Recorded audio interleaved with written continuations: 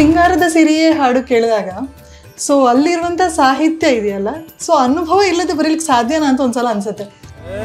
ಸಿಂಗಾರ ಸಿರಿಯೇ ದೊಡ್ಡ fan of RCB ಅಂತ. ಸೊ RCB ಕಪ್ ಸಿಕ್ಕಿಲ್ಲ, ಕಪ್ಪು ಗೆದ್ದಿಲ್ಲ, ಬಟ್ ಕಪ್ಪು ಗೆದ್ದಿರೋ ತಂಡಕ್ಕಿಂತನೂ RCB ಒಂದು ಜೀವನ ಪಾಠ ಹೇಳ್ಕೊಟ್ಟು. ಸಚಿನ್ ಸೆಹ್ವಾಗ್ ಇಬ್ರು ಔಟ್ ಆದ್ರ, ಕೊಹ್ಲಿ ಮತ್ತೆ ಗಂಭೀರ ನಮ್ಗೆ ಮತ್ತೆ ಕಪ್ ಗೆಲ್ಲೋ ತರ ಮಾಡ್ಕೊಟ್ಟಿದ್ದಾರೆ ಅವರು. ನಿಮ್ಮ ಕ್ಷೇತ್ರಕ್ಕೆ ಬಂದಾಗ ಅಲ್ಲಿ ಇರುವಂತ ಸಾಹಿತ್ಯಗಳು ಕಂಪ್ಲೀಟ್ ಡಿಫ್ರೆಂಟ್. ಸೊ ಅದು ಸೆಳೆತಕ್ಕೆ ಸಿಕ್ಕಿದ್ದು ಯಾವಾಗ ಅಂತ. ನಾನು ಸಾಂಗ್ಗಳನ್ನ ತುಂಬಾ ಯಾವಾಗಲೂ ಬಸ್ಸಲ್ಲಿ ಹೋಗ್ತಾ ಕೇಳ್ತಾ ಇರ್ತೀನಿ. ಲಿರಿಕ್ಸ್ ತುಂಬಾ ನನಗೆ ತುಂಬಾ ಏನೋ ಆಕರ್ಷಣೆ, ಕಲ್ಪನೆ ಇರಬೇಕು, ಇಲ್ಲ ಅನುಭವಗಳಿರ್ಬೇಕು.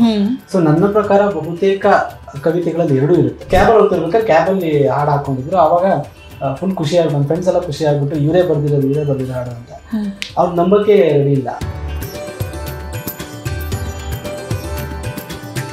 2-3 months ಬ್ಯಾಕ್ ಕಲರ್ಸ್ ಕನ್ನಡದಲ್ಲಿ ಬರೋ ಒಂದು 5 ಸೀರಿಯಲ್ಗಳದ್ದು ಟೈಟಲ್ ಟ್ರ್ಯಾಕ್ ನಾನೇ ಬರ್ದಿದ್ದೆ. ಅಪ್ಪು ಸರ್ನ ಮಿಸ್ ಮಾಡ್ಕೊಳ್ದೆ ಇರೋ ಕನ್ನಡಿಗನೇ ಇಲ್ಲ.